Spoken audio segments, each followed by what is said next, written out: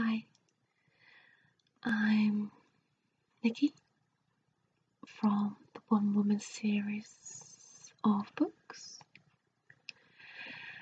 and I thought I'd take the time today to tell you a little bit more about this book, The One Woman versus Life, which is the first one in the series of the One Woman series. You may follow me on Twitter under again the name One Woman Series, or from my website called Sleeping Lion Publishers. And I also have videos on YouTube that help with relaxation or induce sleep, as I'm an advocate of ASMR, and if you want to know more about that, there'll be links below. Otherwise, check out on YouTube One Woman ASMR if you're needing to take some time for yourself, relax, unwind, all very important parts of our day. So, I wrote this book as the first one in the series, and it's a book, a short book with short chapters. It's ideal for lunch break or just to fit in here and there. If you're somebody like me that struggles a little bit with day-to-day life, I suffer a lot with anxiety. I've suffered with depression. But this book is more about everyday situations. I often feel like I'm being judged. I often wonder the way we are and the way we feel, where it all started. Was it back when we were at school? How young does it go back? Why is it some people seem to go through life looking like they're confident and happy and organised? I feel a little bit like some days I don't seem to have the handbook to life. There's tasks that people certainly undertake with ease that I struggle with, and I think to myself, can it really be that hard? Whether it be making a telephone call or going out meeting new people, doing tests, driving on the motorway, eating out in public.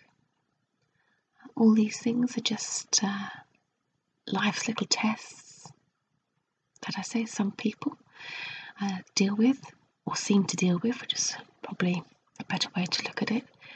And I don't think I'm alone. I think from the people I've spoken to, we all struggle at times, certainly. We all have that little voice on our shoulder that's filling our head with all sorts of things, and sometimes we should listen, sometimes we shouldn't listen. But I've written a few bits, sometimes light-hearted, but hopefully anecdotes or affirmations or moments that you can either relate to perhaps, or maybe have a little chuckle to, either with me or at me. Covers emotions. I'm not a naturally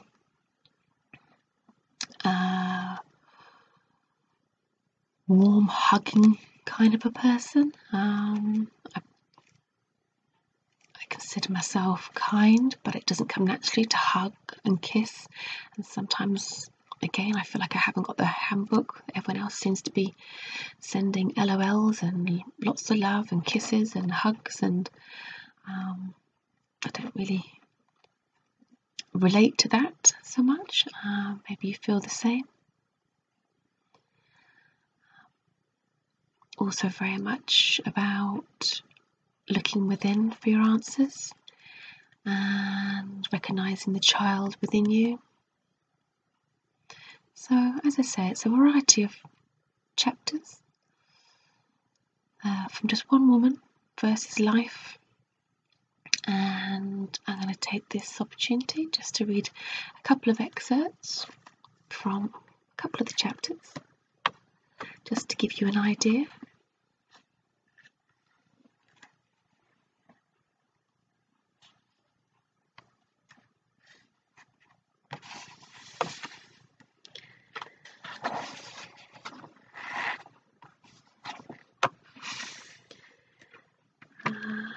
Let's take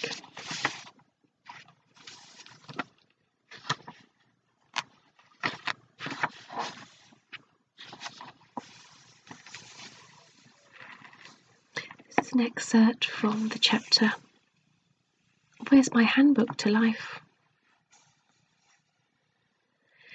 Have you ever found yourself in a situation where you just don't seem to get it? Those are those around you. I'm sure you've met the type that just seem to have a plan. They know what they want to do when they leave school. They have their career all mapped out. Relationships and family will be penciled in. They laugh heartily in social situations and interact with comfort.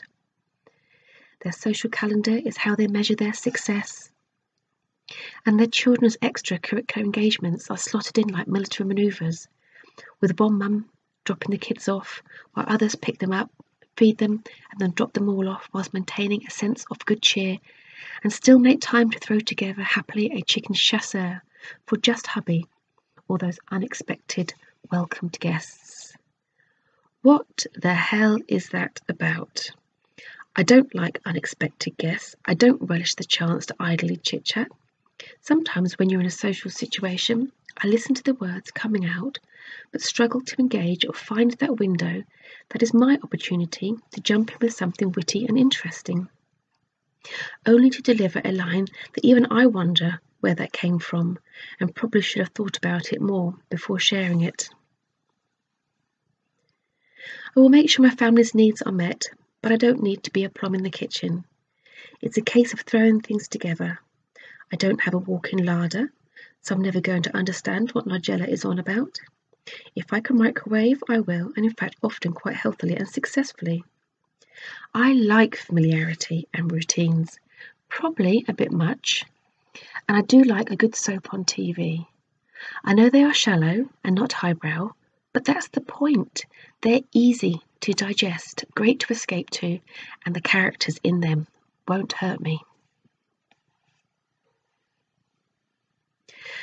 I do strive for perfection, but I have found that it's a heavy suitcase to carry around all the time, and to try to tell myself that just doing my best is also okay. I like order and can't get enough of notebooks. It's so therapeutic to write a list and get it all out of your head and feel the satisfaction of ticking off jobs when they are done. My problem is using a new notebook. I love them when they are new and struggle to put the first bit of ink down on them. But once I have to then name the notebook, such as that one's for daily jobs, that one's for daily tips and suggestions, and so on. I can almost feel myself dribble a little bit just writing about it. Sad, I realise, but I know this isn't just me. You know who you are. However, not sure how normal it is. Anyway, normal is overrated.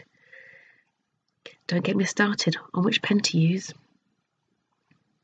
That's just a small excerpt, as I say, from Where's My Handbook to Life.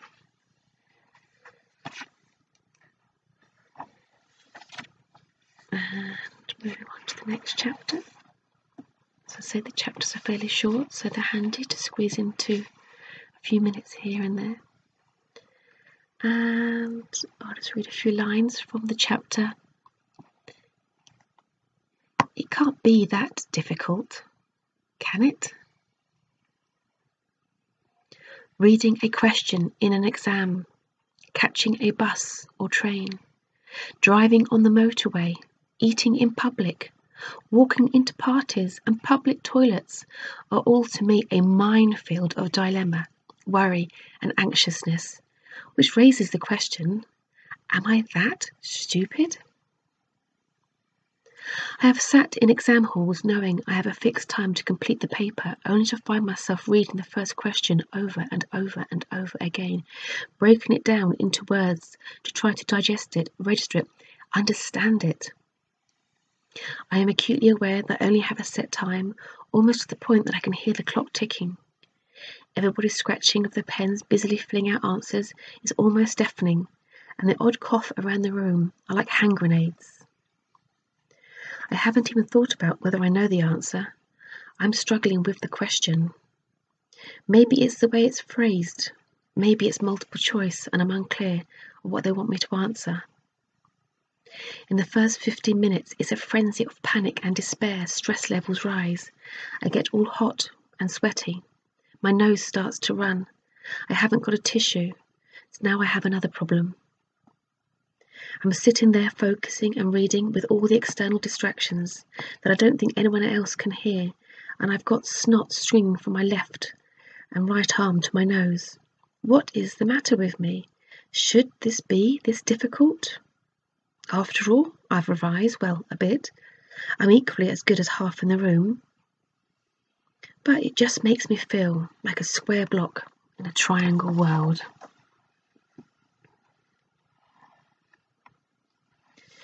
People hop onto buses and trains, commute the whole time with utter ease and use motorways with confidence. But days before I embark on what I would consider a simple task, I have to put in my mind so many variables that running the country may in fact be an easier option. What ifs are popping up all over the place. What if I can't read the timetable? What if it's late? What if it changes its route? What if I get my jacket caught in the train door? What if one of my lenses pops out and I'm blind on public transport? What if I go to join a motorway and they won't let me on? What if I'm on the motorway and I can't let someone on? What if I'm on the motorway and I can't get off? What if I'm on the B road and it automatically turns into a motorway? Oh Christ, perhaps I'll stay at home today. It touched on then subjects, public toilets and parties, eating out. We have the narrator on your shoulder, but I think let's just flick to a chapter towards the end. And this is just an excerpt from Your Life's Treasure Hunt. With each day we face new obstacles, all the same little gems that pop up in our heads, each and every one forming and creating us. Daily things for me have been shyness, being too self-conscious, lack of confidence, to more major ones as the death of someone close and significant crossroads in your life when you have to deal with depression or divorce. But along the way, our journey of life, we are with or without knowing it, creating a map. This map is really very special and unique to ourselves. There is the starting point, like you would get on a treasure hunt map, and from then on it twists and turns. There are those obstacles to overcome to move us forward, and sometimes we are holding the map completely upside down. But on our treasure maps there is treasure buried along the way.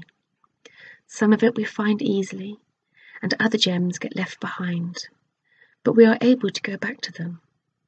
Some days we just want to screw up the map and chuck it away, but keep it. You may not know it today, but it has all your answers.